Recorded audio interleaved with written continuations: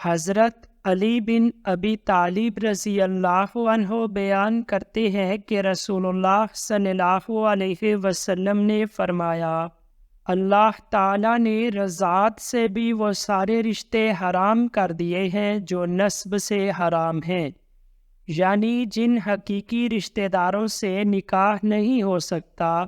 ویسے ہی ان رضائی رشتہ داروں سے بھی نکاح جائز نہیں۔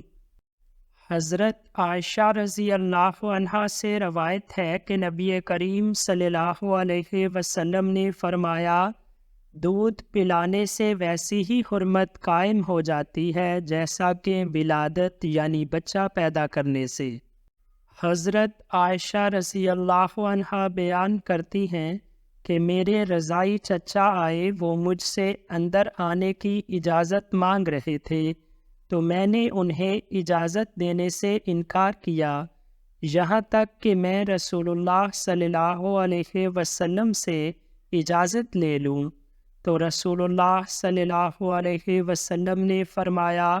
وہ تمہارے پاس آ سکتے ہیں کیونکہ وہ تمہارے چچا ہیں۔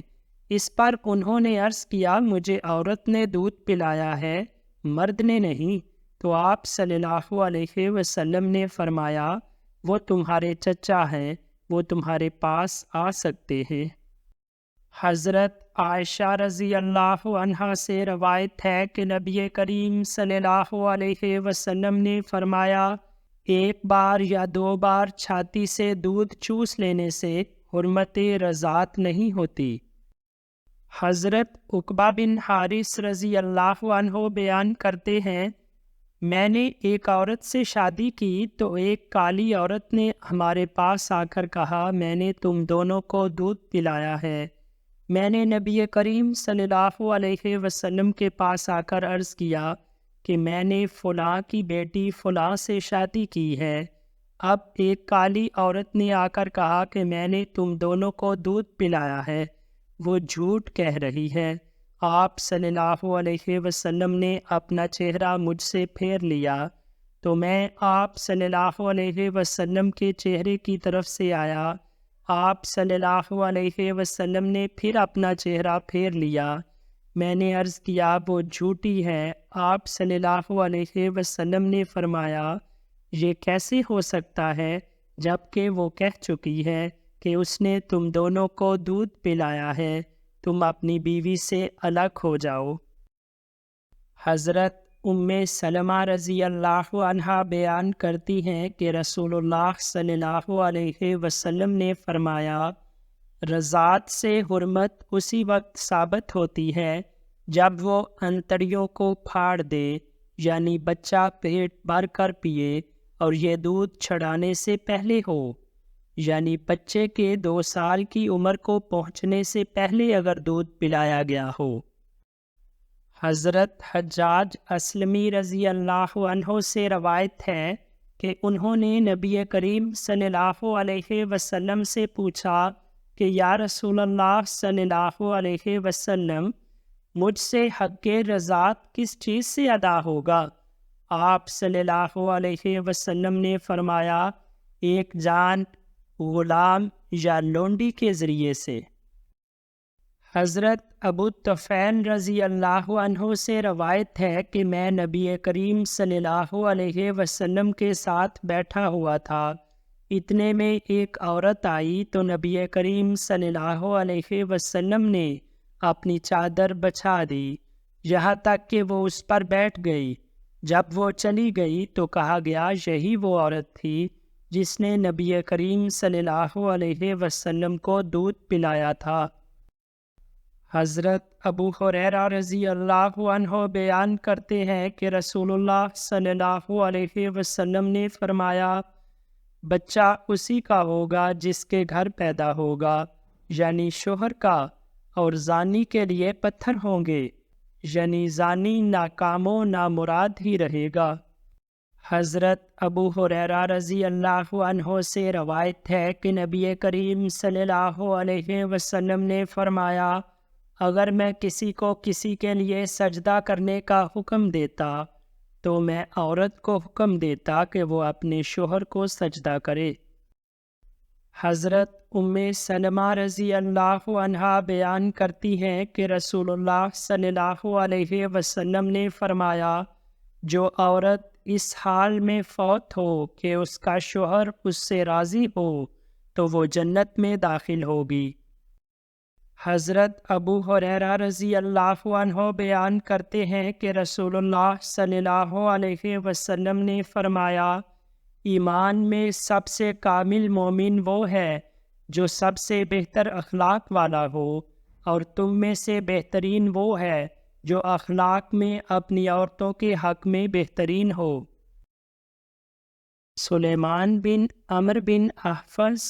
اپنے والد سے روایت کرتے ہیں کہ وہ حجۃ الوداع میں رسول اللہ صلی اللہ علیہ وسلم کے ساتھ شریک ہوئے۔ آپ صلی اللہ علیہ وسلم نے اللہ کی حمد و ثنا بیان کی اور لوگوں کو واعظ و نصیحت کی، اور پھر آپ صلی اللہ علیہ وسلم نے فرمایا، سنو، عورتوں کے ساتھ خیر خواہی کرو، اس لیے کہ وہ تمہارے پاس قیدی ہیں، تمہارے پاس ان سے سختی کرنے کا اس کے علاوہ اور کچھ اختیار نہیں۔ اگر وہ کسی کھلی ہوئی بے حیائی کا ارتکاب کرے تو پھر تم انہیں سزا دے سکتے ہو، پس اگر وہ ایسا کرے تو انہیں بستروں سے علیحدہ کر دو اور انہیں جسمانی سزا دے سکتے ہو، لیکن سخت سزا نہیں۔ اس کے بعد اگر وہ تمہاری مطیع ہو جائیں تو پھر انہیں سزا دینے کا کوئی اور بہانہ نہ تلاش کرو۔ سنو، جس طرح تمہارا تمہاری بیویوں پر حق ہے، اسی طرح تم پر تمہاری بیویوں کا بھی حق ہے۔ تمہارا حق تمہاری بیویوں پر یہ ہے کہ وہ تمہارے بستر پر ایسے شخص کو نہ آنے دیں جنہیں تم ناپسند کرتے ہو، اور تمہارے گھر میں ایسے لوگوں کو آنے کی اجازت نہ دیں جنہیں تم اچھا نہیں سمجھتے۔ سنو، اور تم پر ان کا حق یہ ہے کہ تم انہیں اچھا لباس پہناؤ اور اچھا کھانا کھلاؤ۔ حضرت میمونہ بنت سعد رضی اللہ عنہا کہ جو نبی کریم صلی اللہ علیہ وسلم کی خادمہ تھیں، وہ بیان کرتی ہیں کہ رسول اللہ صلی اللہ علیہ وسلم نے فرمایا، اپنے شوہر کے علاوہ غیروں کے سامنے بناؤ سنگار کر کے اترا کر چلنے والی عورت کی مثال قیامت کے دن اندھیرے کی طرح ہوگی جس میں کوئی نور نہ ہوگا۔ حضرت ابو ہریرہ رضی اللہ عنہ بیان کرتے ہیں کہ رسول اللہ صلی اللہ علیہ وسلم نے فرمایا، اللہ بھی غیرت رکھتا ہے اور مومن بھی غیرت رکھتا ہے۔ اللہ کی غیرت یہ ہے کہ مومن کوئی ایسا کام نہ کرے جسے اللہ نے اس پر حرام کیا ہے۔ حضرت ابو سعید خدری رضی اللہ عنہ بیان کرتے ہیں کہ رسول اللہ صلی اللہ علیہ وسلم نے فرمایا، کسی عورت کے لیے جو اللہ اور یوم آخرت پر ایمان رکھتی ہو، جائز نہیں کہ وہ 3 دن یا اس سے زیادہ کا سفر کرے اور اس کے ساتھ اس کا باپ یا اس کا بھائی یا اس کا شوہر یا اس کا بیٹا یا اس کا کوئی محرم نہ ہو۔ یہ عورت کی حفاظت کی غرض سے ہے تاکہ عورت کو کوئی تکلیف نہ پہنچے۔ حضرت عقبہ بن عامر رضی اللہ عنہ سے روایت ہے کہ رسول اللہ صلی اللہ علیہ وسلم نے فرمایا، عورتوں کے پاس خلوت یعنی تنہائی میں آنے سے بچو۔ اس پر انصار کے ایک شخص نے کہا، یا رسول اللہ صلی اللہ علیہ وسلم، دیور یعنی شوہر کے بھائی کے بارے میں کیا خیال ہے؟ آپ صلی اللہ علیہ وسلم نے فرمایا، دیور موت ہے، یعنی ان کو بھی احتیاط کرنی چاہیے۔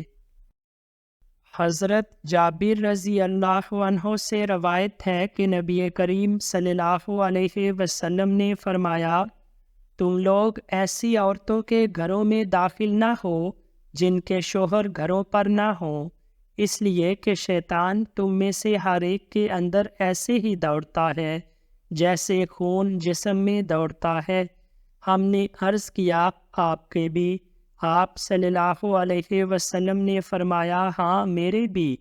لیکن اللہ تعالیٰ نے اس کے مقابلے میں میری مدد کی ہے، اس لیے میں اس کے شر سے محفوظ رہتا ہوں۔ حضرت عبداللہ بن مسعود رضی اللہ عنہ سے روایت ہے کہ نبی کریم صلی اللہ علیہ وسلم نے فرمایا، عورت پردہ ہے، جب وہ باہر نکلتی ہے تو شیطان اس کو تاکتا ہے، یعنی جو لوگ عورتوں کو گھورتے ہیں وہ دراصل شیطان ہیں۔